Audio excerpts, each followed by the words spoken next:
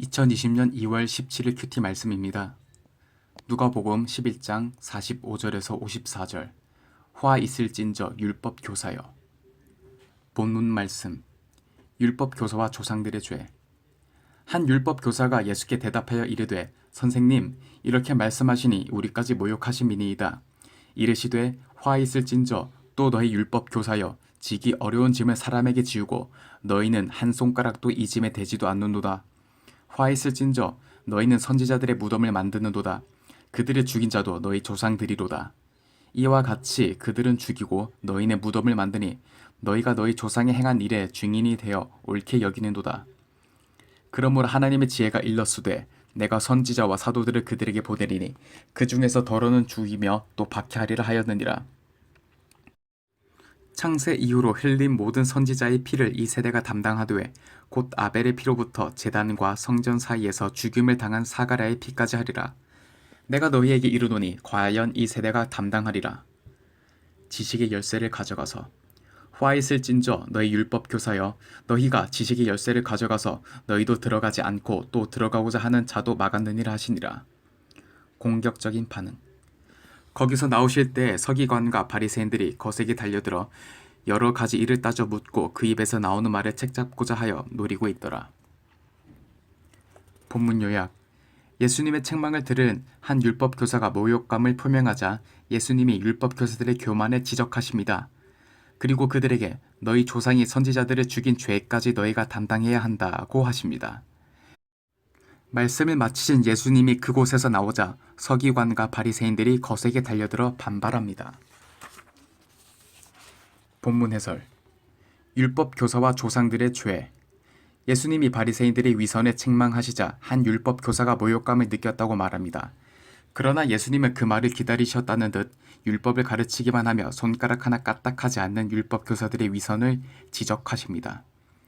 그뿐만 아니라 하나님이 이스라엘에 보내신 선지자들을 죽이며 박해한 조상의 죄까지 이 세대가 담당해야 한다며 회개하지 않는 그들의 완악함을 드러내십니다. 율법 교사들은 성경을 통해 조상들의 완악함을 보면서도 회개하여 적용하기는커녕 같은 죄악을 범했습니다. 성도는 오늘 이 말씀을 읽는 자신에게까지 이어지는 인간의 완악함을 자기 죄로 고백하며 애통하는 마음으로 회개해야 합니다. 1번 질문. 예수께 책망을 들을 때 내가 느끼는 감정은 무엇입니까? 내가 다시 고백하고 회개해야 할 완악함은 무엇입니까? 지식의 열쇠를 가져가서 율법 교사에게는 율법에 담긴 하나님의 뜻을 깨달아 가르칠 책임이 있습니다.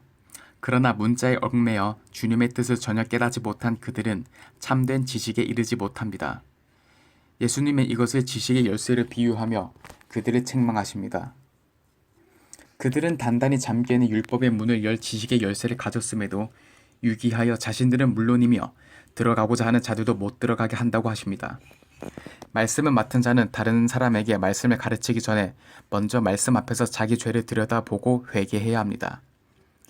날마다 말씀 묵상으로 나 자신을 돌아보아 주께 돌이키지 않는다면 가족과 이웃의 구원을 막는 자가 될 뿐입니다. 2번 질문. 말씀을 먼저 듣고 깨달은 자로서 말씀의 거울에 내 자신을 잘 비추고 있습니까? 나를 위한 묵상은 하지도 않은 채로 남을 가르치겠다고 나서진 않습니까? 공격적인 반응. 예수님이 점심 초대를 받았던 바리새인의 집에서 나오시자 서기관과 바리새인들이 거세게 달려듭니다. 그곳에서 예수님이 바리새인과 율법 교사들의 죄를 크게 책망하셨기 때문이지요. 자존심이 상하고 모욕감을 느낀 그들은 참지 않고 주께 따져 물으며 그분의 말을 책잡고자 기회를 노립니다. 하나님의 말씀을 들을 때 자기 죄를 먼저 보며 자신이 죄인임을 겸손히 인정할 줄 모른다면 그들처럼 엉뚱한 반응을 하기 마련입니다. 성도는 마땅히 끊어내야 할 죄를 회개한 뒤에야 예수님을 인생의 주인으로 모실 수 있습니다. 그렇지 않으면 자기만의 경건주의에 사로잡혀 주님이 주인 되시는 교회를 공격하고 회방하게 되기에 늘 깨어 조심해야 합니다. 3번 질문. 책망의 말에 자존심이 상하여 분노를 참지 못한 적이 있습니까? 말씀으로 죄를 지적받을 때 어떻게 반응합니까? 기도하기. 말씀 묵상에 소홀하고 남을 가르치기만 좋아하는 제가 바로 완악한 율법 교사의 후계자임을 고백합니다. 말씀을 맡은 자로서 먼저 저희 죄를 살펴 같은 죄를 반복하지 않게 하옵소서. 주께서 저희 죄를 책망하실 때 자존심 상해하며 분내지 않고 회개함으로 화가 복으로 바뀌게 하옵소서. 묵상 간증. 상처 주기의 달인 진유현. 가난한 시골에서 자란 저는 어릴 때 교회를 다녀보지 못했습니다. 말씀을 들어본 적이 없기에 가족에게 늘 상처가 되는 언행을 하시는 아버지를 미워하며 자랐습니다. 그러다가 고등학교를 미션스쿨로 전학해 매주 한 번씩 예배를 드리게 되었지만 친구들과 노느라 예배에 집중하지 못했습니다. 이후 자원 입대를 한 곳에서 군생활의 두려움과 스스로 조금이라도 변해보고자 하는 마음으로 하나님을 찾고 신앙생활을 하게 되었지요. 하지만 전역 후 출석할 만한 마땅한 교회를 찾지 못한 저는 또다시 하나님을 잊고 살았습니다. 세상에서 성공하고자 열심히 일한 결과 직장에서 어느 정도 인정을 받았습니다. 그러자 더 많은 돈을 벌 수 있다는 자신감이 차올랐습니다. 그렇게 교만한 마음으로 시작한 사업은 1년도 안 되어 크게 망하고 저는 많은 빚만 남긴 채 사업을 정리했습니다. 이후 한없이 낮아진 자존감과 미래에 대한 두려움으로 술 기운에 젖어 살며 자살까지 생각했습니다. 그런 저를 포기하지 않으신 주님은 삶의 터전을 옮겨 믿는 사람들과 만남을 허락해 주셨고 그 덕분에 저는 다시 교회에 나갈 수 있게 되었습니다. 하지만 여전히 빚을 갚고 재기하는 싶은 마음뿐이었지요. 이후 다시 시작한 사업은 점차 안정을 찾아갔고 저는 바쁘다는 핑계로 예배를 빠지기도 했습니다.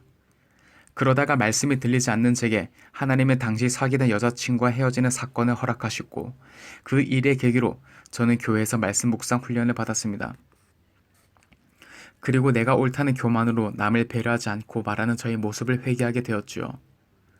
하지만 결혼 후 저는 아내에게 합리적이고 효율적인 것만을 강요하며 상처를 주었습니다. 제가 가장 닮기 싫은 아버지의 모습을 그대로 대물림한 것입니다. 아내를 이해하고 기다려주기보다 왜 그것밖에 못해? 왜 빨리 못해? 하며 비난했습니다.